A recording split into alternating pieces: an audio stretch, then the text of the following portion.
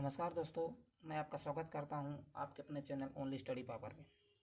ठीक है दोस्तों, आज हम कक्षा 10 के बारे में पढ़ेंगे, संख्याएं के बारे में जानेंगे। तो हम संख्याओं के बारे में जानते हैं। जैसे आपकी एक संख्या होती है प्राकृतिक संख्या।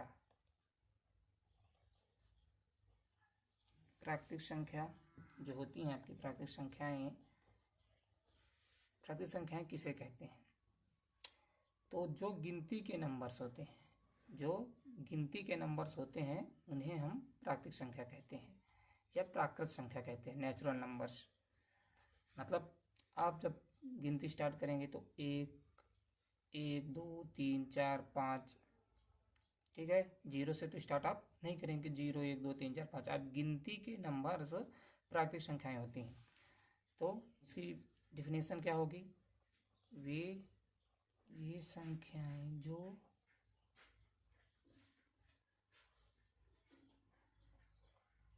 गिनती से शुरू होती है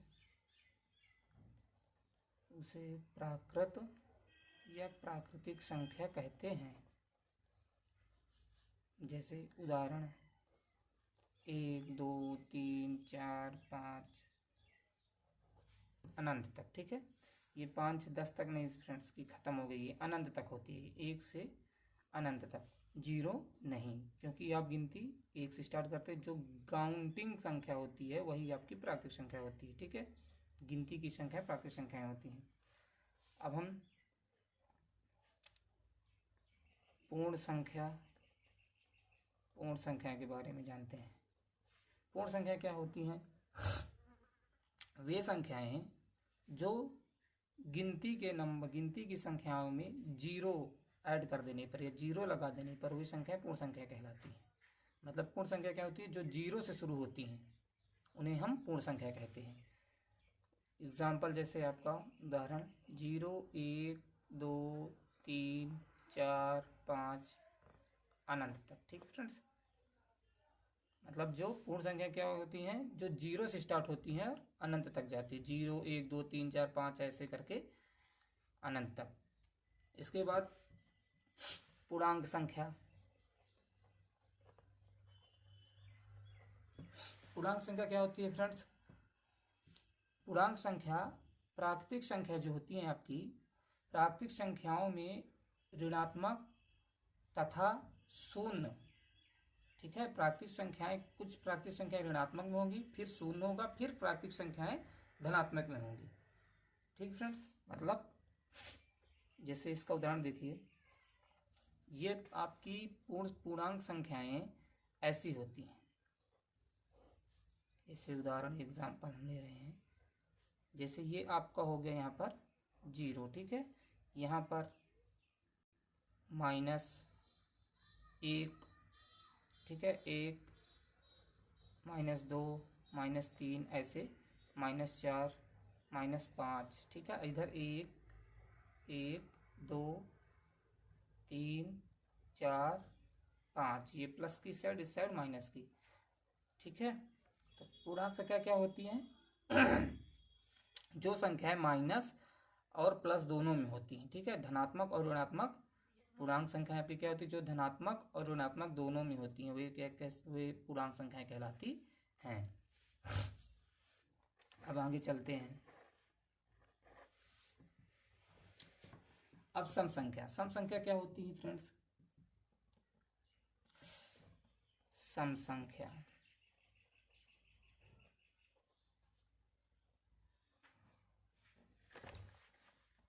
तो आप जानते होंगे। वैसे भी जिस संख्या में 2 से पूरा भाग चला जाए वे सम संख्या कहलाती हैं, ठीक है। जिस संख्या पर 2 से पूरा भाग चला जाए या 2 से विभाज्य हो वे सम संख्या होती है। जैसे 2 4 6 8 10 ऐसे अनंत तक। 5वां विषम संख्या। विषम संख्या क्या होती है? जिस संख्या जो 2 से पूर्णतः विभाजित ना हो, वे सभी संख्याएं जो 2 से पूर्णतः विभाजित ना हों वे क्या कहलाती हैं? विषम संख्याएं। ठीक है, क्या कहलाती है? विषम संख्या। इसकी भी डिफिनेशन लिख दें। वे संख्याएं जो 2 से पूर्णतः विभाजित नहीं हो वे विषम संख्याएं कहलाती हैं। जैसे एग्जाम्पल 1, 3, 5, 7, 9, 11, 13 ये सब क्या है? अनंत तक ये विषम संख्या है। ये देखिए 2 से विभाज्य नहीं है, कोई भी संख्या 2 से नहीं कटती है, तो यही संख्या क्या कहती है? विषम संख्या। अब चलते हैं अभाज्य संख्या। ये संख्या बहुत इम्पोर्टेंट है दोस्तों, अभाज्य संख्या। अभाज्य संख्या क्या कहलाती है? वे संख्याएं हैं जो एक और स्वयं के अलावा किसी और दूसरे से भाज्य न हो तो वे अभाज्य संख्या कहलाती है। जैसे सबसे छोटी अभाज्य संख्या आपकी क्या है? 2। 1 नहीं है। क्यों नहीं है? क्योंकि 1 सभी संख्याओं का भाज्य है। 1 सभी संख्याओं का भाज्य होता है। ठीक है, तो सबसे छोटी संख्या, अब सबसे छोटी अभाज्य संख्या 2 है। 2, 3, ठीक है। जैसे 2 का क्या होगा? 2, 3, 3 के बाद 5, 7, 9 नहीं होगा फ्रेंड्स, 11, ऐसे अनंत तक। जैसे आप 2 का निकालेंगे तो 2 1 तो स्वयं से कटेगा और 1 1 से। 3 के निकालेंगे तो 3 1 1 से और 1 3 से कटेगा। 5 भी आपका 1 से कटेगा और 5 से कटेगा। अभाज्य संख्या क्या होती है? जिस संख्या के 2 से अधिक गुणनखंड ना हो। ये भी डिफिनेशन इसकी होती, परिभाषा क्या होती है इसकी?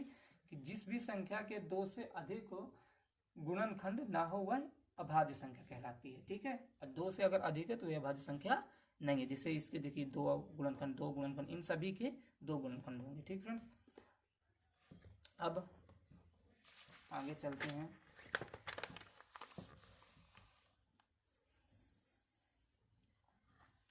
अब आती है भाज्य संख्या। ठीक है, भाज्य संख्याएं क्या होती हैं? तो भाज्य संख्याएं क्या होती हैं? वे संख्याएं जिनका एक व स्वयं के अतिरिक्त कम से कम एक और गुणनखंड होता है वे भाज्य संख्याएं कहलाती हैं। ठीक है, वे संख्याएं जिनका एक व स्वयं के अतिरिक्त कम से कम एक गुणनखंड होता है वे भाज्य संख्याएं कहलाती हैं।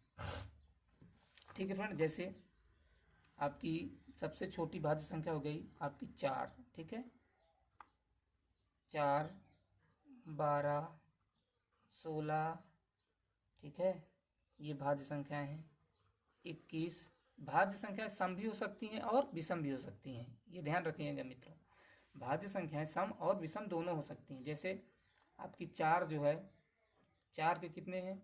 जैसे 4 एक स्वयं से कटेगा, ठीक, 2 से कटेगा और 1 से कटेगा, मतलब 1 के अलावा, ठीक है, स्वयं के अलावा, मतलब ये जैसे ये 1 है आपका और ये 4 है, ये स्वयं से 4 कटा और 1 से कटेगा ही। इसके अलावा अगर किसी और से कट रही तो क्या होगी? भाज्य संख्या। जैसे अब किसी कट रही 2 से, तो ये क्या हो गई? भाज्य संख्या। जिसमें क्या बोला कि जिस संख्या के एक और स्वयं के अलावा अतिरिक्त गुणनखंड हो वे संख्याएं भाज्य संख्याएं कहलाती हैं। ठीक है, भाज्य संख्या सम और विषम दोनों हो सकती है। ठीक फ्रेंड्स, अब 8वां, इसके बाद आप सायाभाज्य जान लीजिए। इसके बारे में हम आगे पढ़ेंगे, प्रश्नावली कक्षा 10 की प्रश्नावली 1.3 में इसको हम पढ़ेंगे फ्रेंड्स। इसके बारे में जानेंगे, सायाभाज्य संख्या के बारे में, सायाभाज्य संख्या के बारे में हम जानेंगे। तो सायाभाज्य संख्या क्या होती है? जैसे मान लीजिए कोई परिमेय संख्या है, ठीक है, कोई मान लीजिए, मान लेते हैं कोई परिमेय संख्या, माना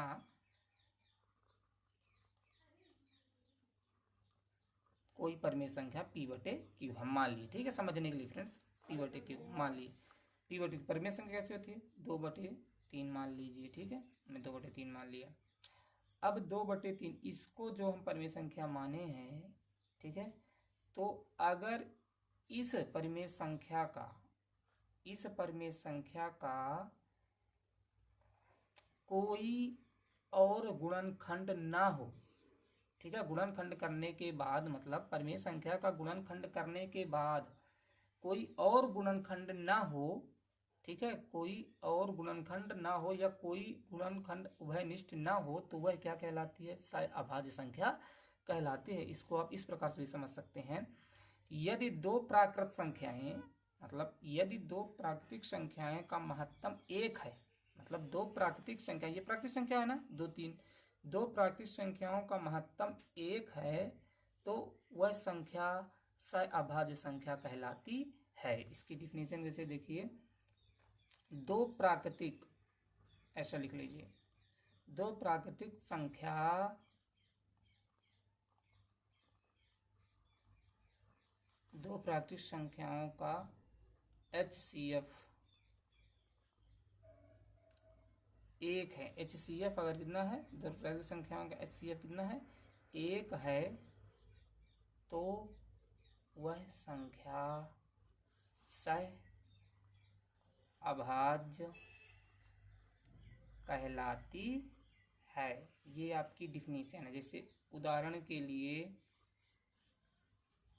2 2 3 आपकी ये सहभाज्य होगी। जैसे इन दोनों का HCF निकालेंगे तो 1 होगा दोनों का, ठीक है। अब चले जाइए 3 और 5, इन दोनों का भी HCF 1 होगा, ठीक है। फिर 3 और 5, फिर 5 9, ये भी हो गई आपकी, ठीक फ्रेंड्स। 21 और 65 ये हो गया HCF, इसका भी HCF 1 हो गया। ये एग्जाम्पल है, ठीक फ्रेंड्स। संख्या दो प्राकृतिक संख्याओं का महत्तम समावर्तक 1 होता है, वह संख्या सह अभाज्य संख्या कहलाती है। या दूसरे रूप में इसको इस तरह भी कह सकते हैं आप कि मान लीजिए आप कोई परिमेय संख्या p बटे q के रूप में है, और उस परिमेय संख्या का गुणनफल करने के बाद, उस परिमेय संख्या का गुणनफल करने के बाद जब कोई उस परिमेय संख्या का कोई उभयनिष्ठ गुणनखंड ना हो, कोई उभयनिष्ठ गुणनखंड ना हो, तो उसी को हम संख्या कहते हैं। क्या कहते हैं, सह अभाज्य संख्या कहते हैं। अब और देखिए, अब परिमेय संख्या देख लीजिए, देखिए परिमेय संख्याएं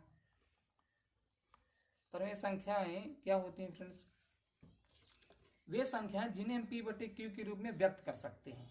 अब q बराबर 0 के नहीं होना चाहिए, ठीक है, q इक्वल टू 0 ना होना, ठीक है। तो वे संख्याएं जिन्हें p बटे q के रूप में व्यक्त कर सकते हैं, ठीक है, व्यक्त किया जा सकता है, ठीक है, कर सकता है, जहाँ p व q दोनों पूर्णांक हों, जहाँ पूर्णांक हों, ठीक फ्रेंड्स, तथा q बराबर नहीं होना चाहिए 0 के, ठीक है, q जो है 0 के बराबर नहीं होना चाहिए, ठीक है। जैसे उदाहरण देखिए, जैसे 3/5, ठीक है, 7/9, ठीक फ्रेंड्स, 2/3, मतलब कि इसमें आपका q जो है, q का मान 0 के बराबर नहीं होना चाहिए। जैसे देखिए 0 के बराबर नहीं होगा, ये भी 0 के बराबर, ये भी 0 के बराबर नहीं होगी। ये देखिए q के मान 5 9 3 है, ठीक है, तो ये q का मान 0 के बराबर नहीं है। ये आपकी परिमेय संख्या होती है। वे संख्याएं जिन्हें p बटे q के रूप में व्यक्त किया जा सकता है, ठीक है, जहाँ p और q दोनों पूर्णांक होंगे, ठीक है, दोनों पूर्णांक होंगे, तथा q बराबर 0 के नहीं होना चाहिए। तो आगे चलते हैं। अपरिमेय संख्या। अपरिमेय संख्या क्या होती है? तो अपरिमेय संख्या क्या होती है? वे संख्या जिनको p बटे q के रूप में व्यक्त नहीं किया जा सकता। ठीक है, परिमेय संख्या का उल्टा मतलब अपरिमेय संख्या क्या होती है? वे संख्याएं जिन्हें p बटे q के रूप में व्यक्त नहीं किया जा सकता, ठीक है, अपरिमेय संख्या कहलाती है। जहां p और q पूर्णांक है, लेकिन इसमें भी एक कंडीशन रहेगी, जहां p व q दोनों क्या होंगे? पूर्णांक होंगे। ठीक है, व q बराबर 0 नहीं होना चाहिए। ठीक है, इसमें भी q बराबर 0 नहीं होना चाहिए। अपरिमेय संख्या में एक खास बात है जो आप जान लीजिए, पाई एक अपरिमेय संख्या है। पाई अपरिमेय संख्या। ठीक है, पाई एक अपरिमेय संख्या है, ये ध्यान रखिएगा फ्रेंड्स। ठीक है, क्योंकि पाई का मान 22/7 होता है। क्या पाई का मान कितना होता है? 22/7 होता है। ठीक है, पाई का मान जब 22/7 होता है इसका मान, तो यह मतलब यथार्थ मान नहीं है ये। ठीक है, क्योंकि इसका मान कितना होता है पाई का? इसका मान होता है, बढ़ता जाता है 3.14 सॉरी। ठीक है, 1 फिर 4 ऐसे होता, 3.14 ऐसे बढ़ता जाएगा। इसका मान कितनी अनंत इन्फिनिटी तक होता। ठीक है, पाई का मान। ठीक है, इसका मतलब कि मान सन्निकट मान इसका नहीं होता। पाई का मान सन्निकट मान नहीं होता, इसलिए यह एक अपरिमेय संख्या है। ठीक फ्रेंड्स, अब अपरिमेय संख्या के बारे में जान लेते हैं। ये ध्यान रखिए कि वही इसकी डिफिनेशन परिमेय संख्या जैसे ही होती है। वे संख्याएं जिन्हें p बटे q के रूप में व्यक्त नहीं किया जा सकता है। p परिमेय संख्या होती है, इन्हें p बटे q के रूप में व्यक्त करते हैं, लेकिन अपरिमेय संख्या p बटे q के रूप में हम व्यक्त नहीं कर सकते हैं। जहां p व q पूर्णांक है, लेकिन परिमेय संख्या और अपरिमेय संख्या दोनों में p व q पूर्णांक होते हैं, तो इसमें भी q बराबर 0 नहीं होना चाहिए। ठीक है, तो अपरिमेय संख्या किसे कहते हैं? करणी, जैसे करणी 2, करणी 5, करणी 7। और अपरिमेय एक डिफिनेशन इसकी और ध्यान रखिएगा, करणी में अपरिमेय संख्या किसे कहते हैं? मतलब करणी से जिसको स्वयं के अलावा कोई उभयनिष्ठ गुणनखंड ना हो, वह अपरिमेय संख्या कहलाती है। मतलब करणी में आप इसको बाहर, करणी से इसको बाहर नहीं निकाल सकते। ठीक है, वही अपरिमेय संख्या होती है। अब जैसे एग्जाम्पल √9 या करणी 9, ये अपरिमेय संख्या नहीं है। क्यों नहीं? क्योंकि ये 9 करणी से बाहर आ जाएगा, ये करणी से बाहर आ जाएगा, ये 3, तो ये अपरिमेय संख्या नहीं है। ठीक है, अपरिमेय संख्या नहीं। जो संख्या करणी से बाहर ना आ सके, जिसका कोई उभयनिष्ठ गुणनखंड ना हो, वही अपरिमेय संख्या कहलाती है। ठीक फ्रेंड्स, तो ये आपकी परिमेय और अपरिमेय संख्याएं हो गई।